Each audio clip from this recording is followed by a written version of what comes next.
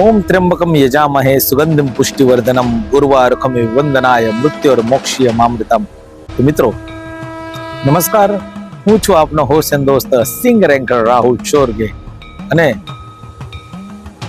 ભગવાન મહાદેવના ચરણે ઊભો છું। તો એક પ્રસંગ યાદ આવે છે કે શું તમને બધાને ખબર છે કે શિવ તાંડવની રચના કઈ રીતે થઈ હતી? આવો હું તમને કહું। તો એક દિવસ લંકેશ એટલે કે રાજા રાવણ છેક કૈલાસ પર્વત સુધી જાય છે અને કૈલાસ પર્વત પર પહોંચતા જ નીચે નંદી મહારાજ ઉભા હોય છે, જે તેમનો રસ્તો રોકી લે છે, કારણ કે ભગવાન શંકર પાર્વતી માતા સાથે કૈલાસ પર બિરાજમાન હતા અને ધ્યાનમાં હતા કે રાવણ એટલો અધીરો અને ઉતાવળો હતો કે એને ભગવાન શંકરની મુલાકાતમાં એને ભાન ના રહ્યું કે તું શું કરી રહ્યો છે। ત્યારે એને પોતાના બંને હાથથી કૈલાસ પર્વત પોતાના હાથ પર ઉપાડી લીધો અને ખભા પર ઉચકીને નાચવા લાગ્યો। ત્યારે પાર્વતી માતાએ કીધું કે હે પ્રભુ પરમેશ્વર, આ તમારા ભક્તને સમજાવો।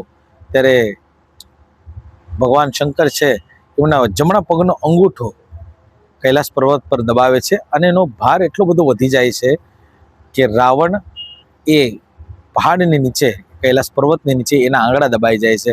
અને ત્યારે રાવણ રચના કરે છે જટાટવી ગલત જલત પ્રવાહ પાવિત સ્થલે ગલે વલંબ લંબિતામ ભુજંગ તુંગ માલિકામ ડમક ડમક ડમક ડમક નિનાડવત દમરવયમ ચકાર તંડ તાંડવમ તનો તુનઃ શિવ શિવમ।